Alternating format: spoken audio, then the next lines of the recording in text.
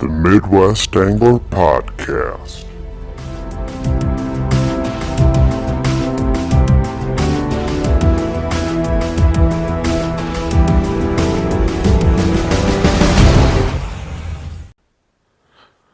Welcome to the Midwest Angler Podcast, episode number 5. I'm Matt Deitch. I'm Scott Stuerman. We're back coming at you with our last show of the 2018 season. It's hard to believe that it's already going to be 2019 after this episode. 1 month anniversary, you were just telling me, Scott. 1 month anniversary. 1 month since we recorded the first one. It seems like it was so long ago.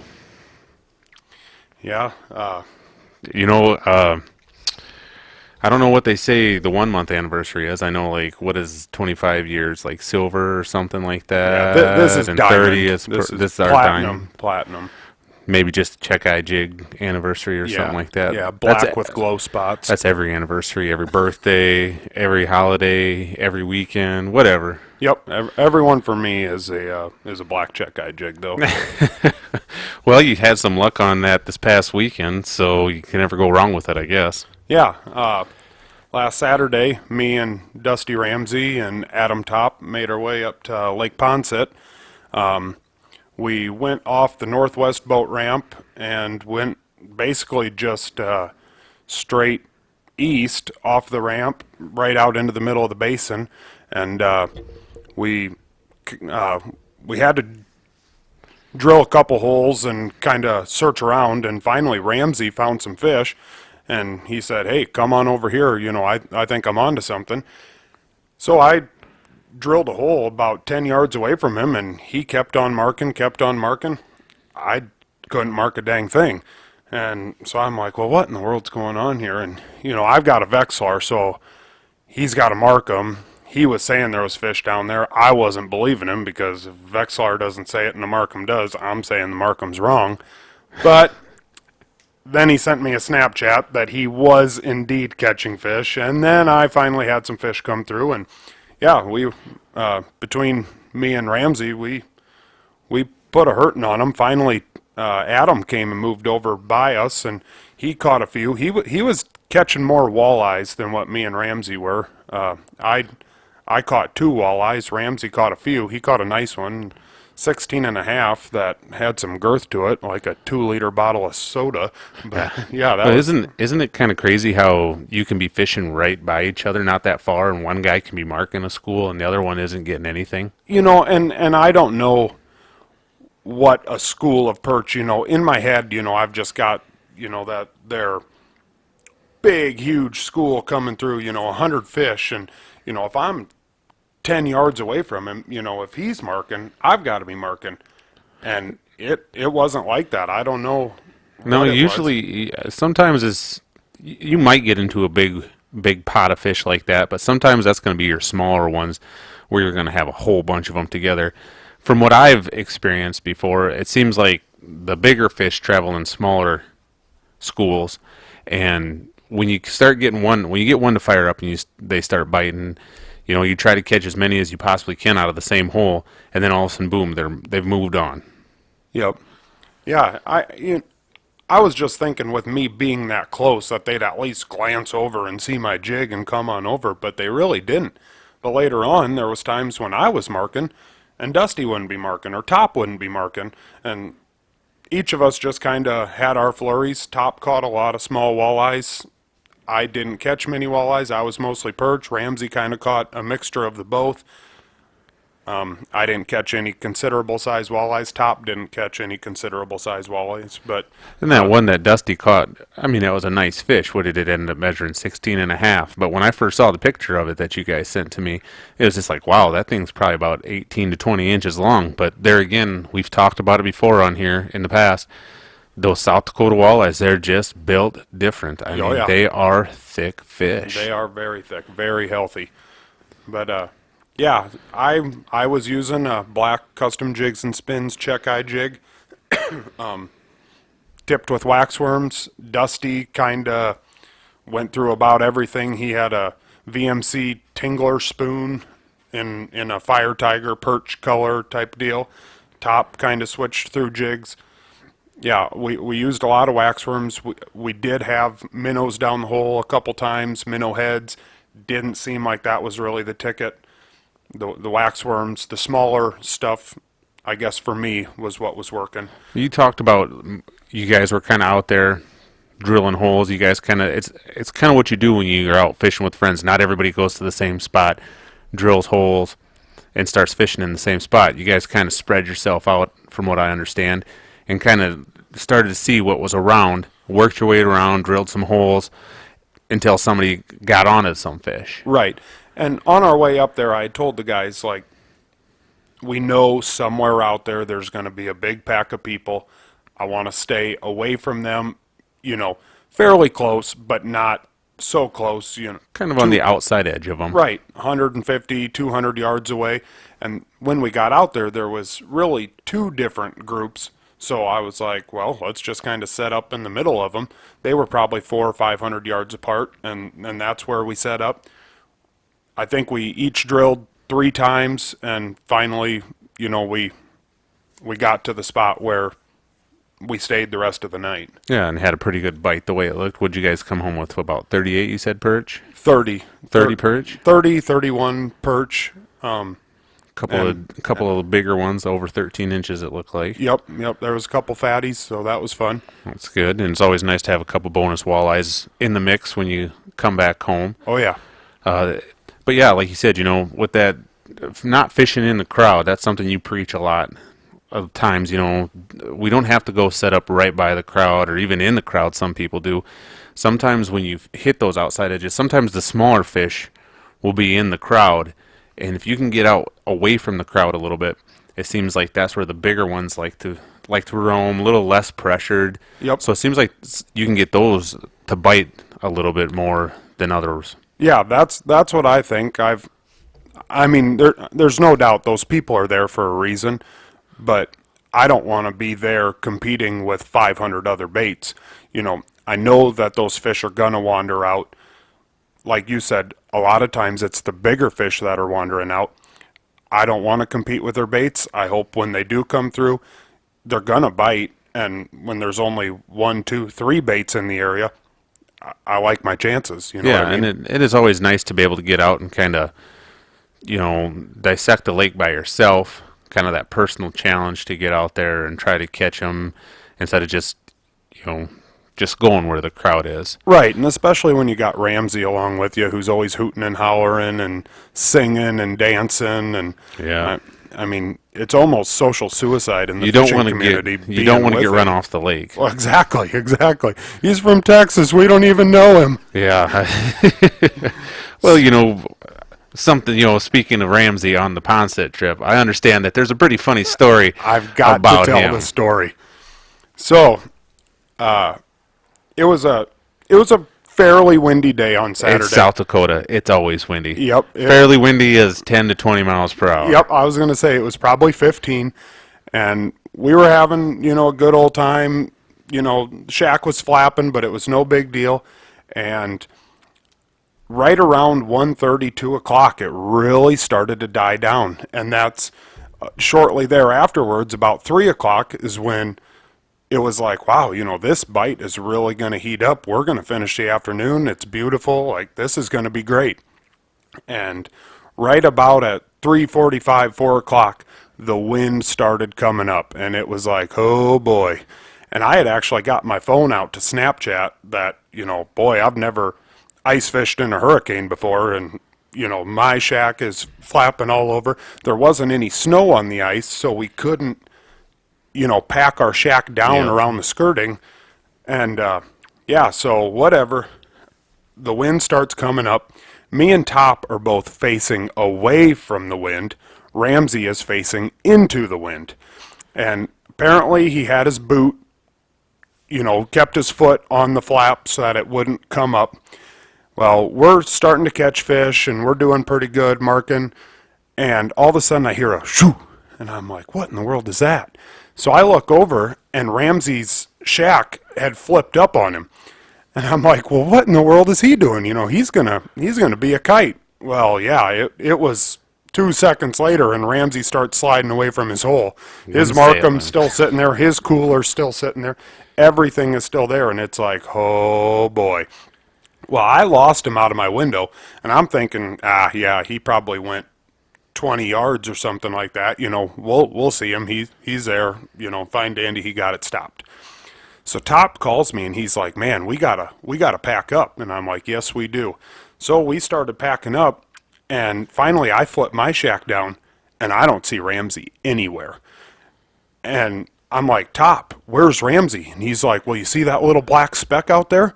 Yeah. Well, that's him. Holy smokes. So, yeah, he grabbed onto the rope of his shack, and he literally slid behind that shack for 3/4 of a mile.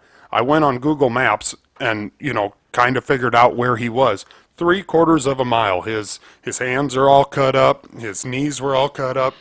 Wow. Good lesson. Face away from the wind. Yeah, no doubt about it. It's nothing to mess with that wind like that. So everybody that was fishing at Lake Poinsett, what was that, Saturday, that red streak that you saw flying across the north end of the lake was not Santa Claus. That was Dusty That was Ramsey Ramrod. holding on to his shack. He got lucky. 2 guys on a 4-wheeler came flying over there and helped him put the shack down. But we couldn't really leave our shacks to No, go and because help they him would've been because they gone. would have blown away. And oh man, it was a mess. I truly thought that we were going to have to drive around to the west or the east side of the lake and pick him up because he was farther away from us than Oh man, that only Ramsey. wish I could have saw that. I'm sure when those guys got up there to him, the first thing he probably told them though that he's from Texas, and they said, okay. Thank God he told him he was from Texas and not Iowa. Yeah, no kidding They about already that. don't like us up there. Yeah, it's like you said though, that wind. I mean, I can remember one time my brother Mike and we were over fishing at Lake Ochita, south of Worthington, Minnesota, and we decided to go across the lake to fish for some northerns on tip-ups. Again, no snow on the lake, and when we came back across the lake, the wind was in our face, and we'd make it about 20 yards, and all of a sudden we'd just get blown straight back. We didn't have Michael Jackson cleats. moonwalk. Basically, that's what it was. We had like kind of play Frogger to little pieces of snow all the way across the lake until it probably took us about 15, 20 minutes to get across. So That's good stuff. yeah, you guys also went to Lake Okoboji the other day too. Sound like you guys did pretty well. Yeah, Christmas Eve, me and Ramsey over on West Okoboji, we put in up on the Triboji Lake access on the west side of the lake there. We walked across the lake to the east side, 16 foot of water, and had good clear ice. I would say in the 6 range, maybe some 7, something like that. Again, my black check-eye jig, waxworms, and Ramsey was using small jigs and waxworms also. Really good bluegill bite, and of course, Ramsey manages to snag a 16-inch walleye there too. That's just kind of his style. I think the key word. I think that he is actually snagging them. I think that he's just getting them by the tails because there's just no way I can see him catching walleyes every time we go out. He's not that good of a fisherman, so that's about the only reasonable explanation. Yeah, well, and then all of a sudden he starts popping off to me about being the walleye whisperer after he catches whisperer. 2 walleyes. This ain't redfish. We're kidding. Not bull reds we're after. Bull reds in the bay. No, yeah, it was a good bite over there. The ice was good. Actually, Blair Wilson had gone over there the day before, and he kind of tipped me on the whereabouts of about where he was, and so I thought, well, we'll make it over there. We'll try to find a similar area. That's where we went, and yeah, had good luck. It was fun. And that's the fun thing about fishing right there. You say, you got with the fishing buddies that we have, we always are bouncing off how we did, where we did well at. We're not ever trying to keep secrets from one another and stuff like that. We're going to try to put you where we had success. We're not sometimes we're not going to give you every little piece. I mean, sometimes you got to figure it out your own, but we're going to put you in general direction. Right. On West Okoboji, bluegills, there's enough to go around. I'm not worried about, letting people know. I think I posted it right on one of the Facebook pages on Facebook, that's where we were. We did good. If you go out there yeah, you'll get them. Yeah, definitely. And always remember, to practice that selective harvest too. I mean, the bluegills are starting to get to that big size over there at Okoboji again. We haven't seen that for a few years. I mean, it's not uncommon to go over there and catch them anywhere between 9 to 10 inches and even bigger than 10 inches sometimes. So, sometimes those, I mean, you every right to keep those fish, but sometimes it's, a good practice to let those bigger ones go and, keep those 7 to 8 inch ones a little bit. We let them all go. We did catch a couple that were over 9, nice, tall, thick fish. And, yep, me and Ramsey kind of going into it, I said, I want to take some good pictures. I don't want to keep them. Drop them back down the hole. And sometimes that's, I mean, just as fun. Yeah, it's fun to come home with a bucket of fish and tell everybody that you did. But sometimes there's just something about taking that picture and letting it go back down that hole. One of the coolest parts on that trip for me was, like I said, 6 inches of good clear ice. The sight fishing was not there in 16 foot. The sight was basically down to 10 foot for us. But once I started reeling up, when they were 6 feet below the ice, you could start seeing them through the ice, and that's cool. That was fun. That's always really pretty neat cool when you can see them swimming around down there. Yep. Yeah, I think that Dusty also took his sister over to Lake Pahoja the other day too, and it sounded like they got into a decent little afternoon, evening bite. I think it was her first time ever being on the ice, so yeah, shout out for Dusty for bringing her out. That's pretty cool. Yeah, I heard she outfished him. Oh, yeah, of course. I mean, he didn't even... Neither here nor there. Here's... Okay.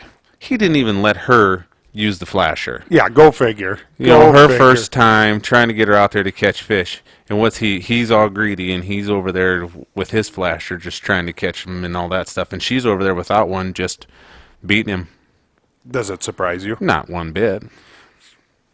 Here's a little extra. Dusty is with us tonight. He's standing about 8 feet away from us, sitting here laughing at us. He's kicking his feet like a little girl while he's on his phone, probably YouTubing or... We don't always admit it, but we do actually like Dusty, but there is no one more fun to give crap to than Dusty.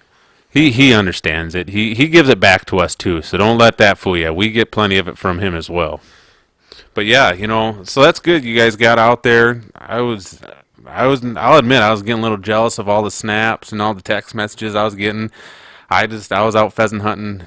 Got to get those last couple days in before the season's over here in a week or so. And with this weather that we've been having the last couple days, it's been raining here since yesterday. Yep. Finally turned to snow a little bit ago and kind of starting to get in that blizzard conditions. And it looks like the kind of north of here is getting hit pretty hard with a lot of snow and I wind. think they're getting pounded pretty good. So, but I mean, just looking at some of the guide pages on Facebook today, looks like the ice over at the lakes is still doing pretty good. Clear Lake over there is doing good. It's all just been rain, no snow. So hopefully with this cold weather we're going to get the next few days, it's going to harden back up and, Yep.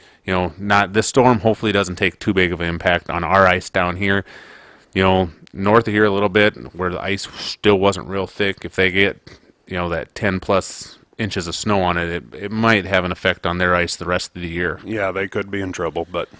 Yeah, but, other than that, it's really been a great 2018 fishing season. It has. It's hard to believe that it's coming to an end and 2019 is beginning. Some of the trips that we've taken, some of the memories that we've made this year have been obviously together. We do a lot of fishing together, been with family, things like that. So let's just kind of go over our top. I got 5 here trips of the season. What do you have? I've got three trips. One is kind of 2 trips. Start off with Poinsett. Last year, I got invited up to Lake Poinsett by a buddy. Went up with, I think, 5 or 6 other guys. We bounced around on Poinsett for the first night that we got there. Caught a couple walleye. Didn't catch the perch. The next morning, I believe it was a Saturday morning. We got out there. My first hole that I drilled, I dropped my jig down. It no more than got halfway down. A fish came up and met me. Pull it up. little 10-inch walleye. But I was like, wow, all right. So I dropped another one, or dropped my next jig down. Another fish met me, and that was my first ever South Dakota jumbo perch. And I thought it was a state record. Holy smokes, I could hardly contain myself. So I threw it up on the ice, dropped one down again, jigged for a little bit, boom, another perch. And I'm like, holy smokes, I'm on something here. So I texted those other guys, and they were probably 75 yards back to the west of me. They came over and joined me. And yeah, like I said, 5, 6 of us, all of us either caught our limit, or I stayed at 14 just in case I did catch that magical fish that I could keep it. We caught a lot of perch, caught some nice walleyes. The next day we went back out to the same spot, caught a couple, wasn't the same as the day before. Dave Altman, who was with us, caught a 41-inch northern on 4-pound line and a little jig. I got that on tape. That to me was one of the better ice fishing trips I've ever been on. It was a lot of fun. We caught a lot of fish. You know, going out to 1481 Grill at night. You know, just the camaraderie of a bunch of guys together. You know, it was good, clean fun the whole entire weekend. It was a lot of fun. And then 2 weeks later, I had the opportunity to go back up to Lake Poinsett. Me, you, Dusty Ramsey, my brother Eric. Was there somebody else, or was it just us four? It was just us four. Just us four. We bounced around Sinai, where we met your brother Brant. Yep. Caught some nice crappies there. Tried Lake Whitewood. I hate Lake Whitewood. That's all we're going to say about Lake Whitewood. Went back to Poinsett, and we ended up getting in on some nice perch again back up there. We ended that night with a good batch of fish. Yeah, we went back, stayed at the Arlington Inn, where we cleaned our fish there with some other people, you know, from other parties. We had the nicest perch there. We did. It felt good to be cleaning those fish. They were all eyeing our fish. That was a lot of fun. Asking a lot of questions. It's kind of fun when that happens. You know? Yeah. I've been on the other end too. Oh, so. Definitely. And like you said, that whole trip, that was on mine too. You think about it, like you said, did we knock the fish dead on that trip? No. But just the memories themselves that we had, you know, like you said, staying at the hotel, cleaning fish in the hotel. I mean, you don't get to do that very often or many places.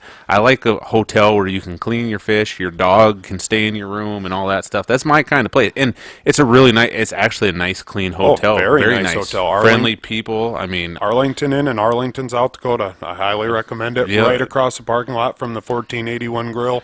And the 1481 Grill, we gave them some money that weekend because it was some dang good food. Yep, I think I got a prime rib one night and a full rack of ribs the next night, and yep. Would have went back another night if we were up there again. For sure. But yeah, it was just that adventure itself with good friends, you know, an overnight trip like that. Something you don't normally do. A lot of stuff is a day trip. So yeah, that was a lot of fun. That was, like I said, that was on one of my most memorable trips of the year too, and it was kind of one that got the year started off. Yep, exactly. And, you know, we had a few other fun trips after that, but that one kind of got us going. I'd say, you know, for me, after the Poinsett one, you know, I was able to get a new boat this year, a new to me boat. It's not a brand new boat, but it was new to me.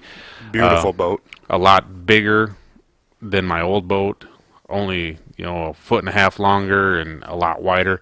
I got a 2015 Lund Pro Guide 1775 with the 90 horse tiller motor on it, my first tiller boat. So I think my first trip out in that, my dad went with me. We went over to Silver Lake and Lake Park, and yeah, I was able to get it wet, test it out, drive it, do some trolling. We caught some walleyes, caught a big white bass on that trip, and Dad caught a big silver northern out of there. So, you know, just to get out there and get that going, it was kind of a fun little deal for me. Oh yeah, the maiden voyage is always something special. Oh yeah.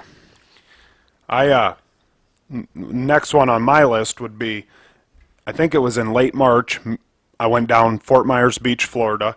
Me, my dad, my son, and my stepdaughter all got to go out fishing with Captain Joshua Roberts, a fish southwest Florida. we went out in the Gulf of Mexico. I suppose we were maybe 4 miles offshore or something like that. It was not too far offshore, but we did really good sea trout, grouper, and I got to catch a triple tail.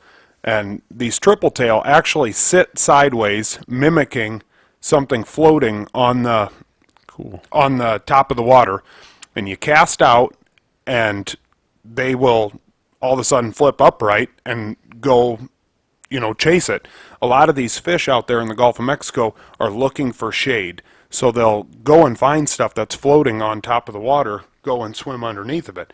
So what we do is you cast out basically what we would call a big chub on a slip bobber underneath of it. That triple tail goes upright, goes and catches it. And I don't know how big that triple tail would have been. Maybe 15 pounds, maybe not even close. I'm not really sure, but holy smokes, the fight on a fish like that was just unreal. It was a lot of fun. That was definitely a highlight, something that I'll cherish for the rest of my life. A lot of fun, and especially to do it with my dad and my kids. Yeah, and anything that when you think about something that's called a triple tail, like it has 3 tails, that's going to fight. It kind of does. The top dorsal fin, and then it's got another fin on the belly, all kind of look alike, just like a tail. And I guess that's how it, I'm sure that there's actually another real scientific name, but yeah, it was a lot of fun to catch. Yeah. I think another one for me this year was when you and we went down to the river carp fishing. Nothing better than carp fishing. Getting back to like the basics. It's what I did when I was a kid. I can remember actually winning a fishing tournament down here in Rock Rapids when I was really young by catching carp. No kidding. Yeah, and it was as basic as we got. We had a sinker, a hook, and we got some kernel corn to throw on there. And you and I, we were down there, and we were having a ball. We were hooting and howling. We were slipping around on the rocks. I think our Facebook said, some people probably thought that we were drunk, stumbling around on the rocks the way we were. But for you, it was just because you had slippery Crocs, and me, I was just slipping on the rocks. So I mean, shout out to Crocs, going deep after them carp. I mean, it was a lot of fun. I mean, we battled some fish. Not only that, I think that we found some morel mushrooms that night too. We did. I forgot all about that. Yeah. As we were kind of stumbling around, slipping on the rocks, all of a sudden it's like you were like, "Hey, is this a morel mushroom?" Yep. And sure enough, we called Tanner up, and Tanner Vogel up. He came down, and he's a mushroom guy. I'm not saying I won't eat them, but I'm a frozen pizza guy. I'm not going to go home and cook up mushrooms. Tanner, I knew would eat them. He's always talked about them. Have at 'em, pal. Yeah, it was. I mean, it was a fun night. Yeah, that was a lot of fun. It was a good time. You up or am I? I just did the carp fishing one, but I can go again. Well, how many you got? I got a couple more. I'll go here. I got our annual family vacation up to Alexandria. It's always a big highlight of our year. Emily and we go up there for a week, and then my family joins us for another week. So I'm up there for a total of 2 weeks, fishing every single day that we can get on the water, and that's usually almost every day.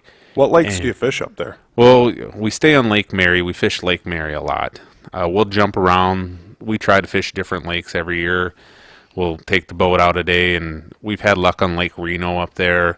I went up to Lake Ida, fished that one. There's just a couple other little lakes that we've went out on before. I think, I can't remember a couple of the other ones, but that's something simple that really needs to be on my bucket list is getting up into Minnesota. I've gone to Mankato, I've gone to Minneapolis, but as far as anything farther north than that, I've never been. Yeah, when you start getting up in that that Wilmer area, then up to Alexandria and north of there are just so many lakes, and the fishing is just phenomenal up there. So I mean, like I said, it's fun. We didn't catch a lot of big fish. I did catch a couple bigger largemouth, but we were always on fish. Got the kids out, had a lot of fun with my nieces and nephews. it's my time of the year where I can get out there with my brothers Brant and Mike and do a lot of fishing with them. Whose northern was bigger? Was that Mike and Emily? Yeah, Mike and Emily had the competition there. That's still kind of a sore subject. Thanks for bringing that up. Sorry, I'm sure Emily's going to get after me about that one now. She claims hers was bigger. I don't know. We had the old picture online, and a lot of people claimed that they thought Emily's northern was bigger, and a lot of them said that Mike's might have been a little big. I don't know. So, but all I know is that I won the trophy for the most fish during the week. So that's the only one that matters. I got the big trophy. They all got little trophies, and I think Brant got the consolation prize of like a quarter or something like that. I don't know. Poor Brant. Yeah, but yeah, it was just fun, just being up there and getting to fish every single day like that. My next one would be me and you went over East Okoboji and pulled out the jigging wraps. That was a fun trip. Yeah, it really was. We talked about it a few episodes ago about challenging ourselves and doing new things, and it was a technique that I've seen a lot about, and I've tried a little bit of it. The first time I ever did it, I caught a 28-inch walleye. Was the second fish I ever caught doing it, so it's just like I told myself I was going to do it a lot more this year. And yeah, we went over there the one day and kind of moved around a little bit, and then finally got onto kind of a point on a flat that went into some deeper water and marked some schools of yellow bass. I think we originally started that trip off doing panfish, wasn't it? Yeah, we were up on Lone panfishing. Tree Point, Yep. and then we decided that we were going to do walleyes later. And your boat, honest to goodness, when we go out in your boat, you're kind of guiding me. I don't know as much about boat fishing, and I remember when you said jigging wraps. We're going to go jigging wraps for walleyes, and I'm like, you are absolutely crazy, pal. You've lost your mind. And you caught that drum to start off. Yep. You remember that? Yeah, Oh, we were out gosh. a little further, and I hooked into that drum. I forgot about that. I Hooked into didn't that sheep's forget head, and about it it. was just like, all right. Oh man, I thought we really had something there. But then, yeah, after that, we moved, and after we caught that first one, and we were able to spot lock up on that spot, I mean, it was constant fun from there. That was a riot. Getting after it. I mean, it was a lot of fun. When we got back to the dock that night, there was an older gentleman sitting there, and he was just like, "What were you guys doing out there? Holy buckets! How many fish did you guys catch?" Were you guys doing that jigging wrap deal? Yeah, that's exactly what he asked us, and yeah, that's what we were doing. And so I showed him what size we were using and everything like that, and I think Purple Descent. Yep. A few days later, I went out there with my dad, and that guy was out there in his boat with his wife, and Was he jigging? yep, they were jig Nice. wrapping. They were struggling a little bit, so they came up and anchored by us, and they're like, "Is it all right?" If I was like, "I don't care, go right ahead." We were catching fish, and they started catching fish, so it was a lot of fun to watch that. Yeah, we each caught our limit that night, and Yep. we each had to have caught 10 more than our limit. Oh, easily. And then every once in a while, you catch a decent sized yellow bass while you're doing it too. Yeah, so that's crazy. it was a lot of fun. And for a lot of people that don't know, the limit over at the Iowa Great Lakes on East Okoboji is 3 walleyes per person, and they have a slot limit over there. Anything 17 to 22 inches has to be thrown back. So I mean, we caught a lot of slot fish that day. Yep. I believe you actually caught one over the slot. Yeah, I think there That was you- one that was about 23 inches or something you- like that. Tossed him back. Yeah, definitely. But we got our limit of 16 and a half inches. Yep, good eaters. So I mean, that was a lot of fun. All in all, it was an awesome fishing year. It really was. Yep. Yeah, I had a blast. I've kind of been searching for that mounter fish. Every year I'm like, this is going to be the year that I finally get a big walleye. Hasn't happened yet. My standards aren't even that high. It just hasn't happened yet. And do you think a lot of that has to do with just the fact that we don't target walleyes as much, like during the winter, and we during the summer we do quite a bit, spring and summer, and a little bit into the fall, but during the winter time it seems like we're usually after panfish. Yep. I'm definitely more panfish.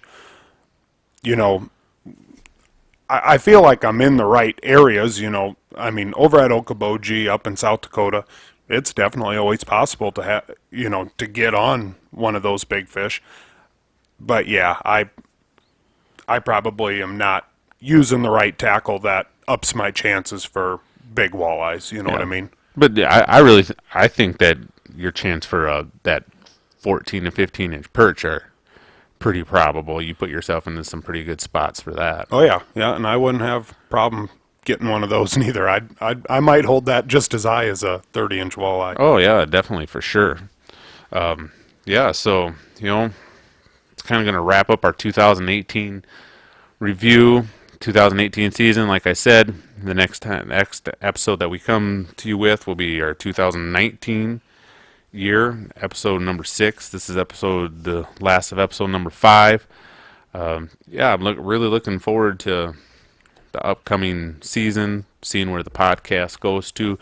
Keep liking, sharing all this stuff. Yep, we're on Instagram and Facebook. Yeah, Scott's doing a good job of posting up a lot of pictures. Get in contact with us. Let us know what you want to hear about, what you want to see. We like interacting with people that listen to the show. Keep sharing it. Do all that stuff. Hit that like button. So yeah. See you in 2019. It's hard to believe it's going to be here. See you guys.